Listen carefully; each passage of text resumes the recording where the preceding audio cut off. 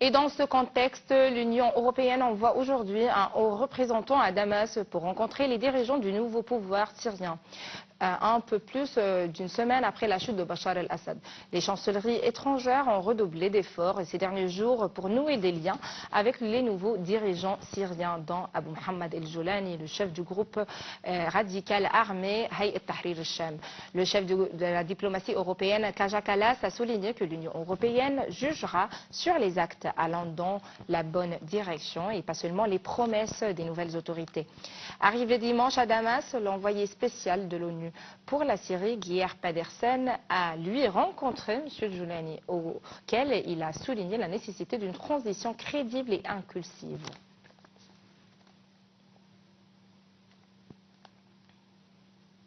Et pour parler des derniers développements en Syrie, avec nous notre expert et journaliste Youssef Abdelkader. Bonsoir.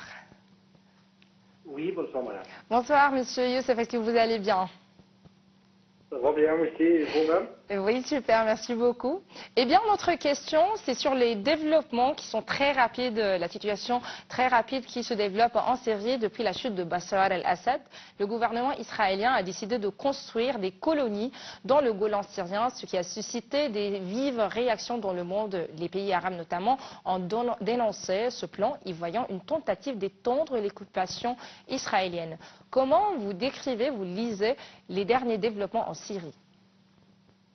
En fait, on voit que c'est super rapide, la situation qui change en Syrie, il y a toujours des nouvelles. Et c'est pour ça les occupations israéliennes qui profitent de tout ce qui se passe maintenant en Syrie pour occuper de nouveau du Golan et ça prend et de coloniser cette bête qui est super important dans les frontières syriennes et israéliennes. Et maintenant, on voit avec tout ce qui change en Syrie. Et c'est pas trop clair maintenant la situation, surtout maintenant l'Union européenne et beaucoup de pays, même les pays arabes. Et maintenant, ils regardent comment ils n'ont pas beaucoup de réactions et ils attendent juste qu'ils voient plus d'images claires dans les situations syriennes.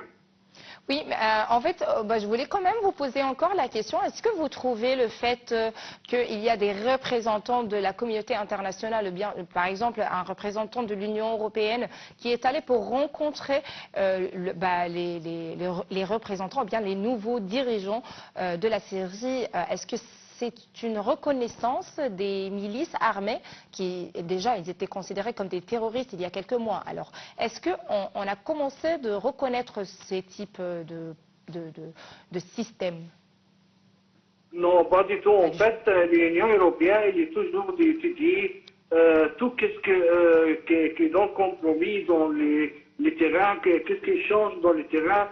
Et ils ont toujours ils veulent voir toujours le dialogue et entre toujours dans ce dialogue pour savoir, pour donner aussi plus d'images claires.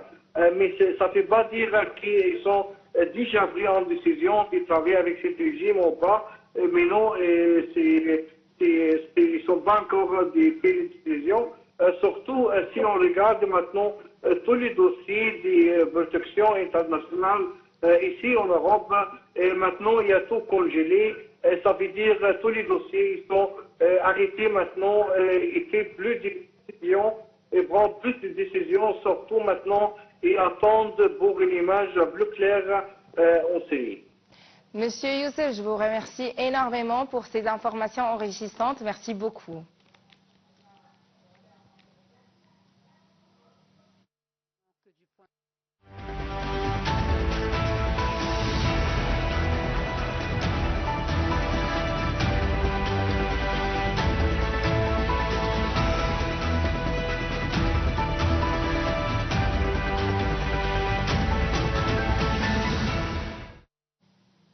Pas de réponse.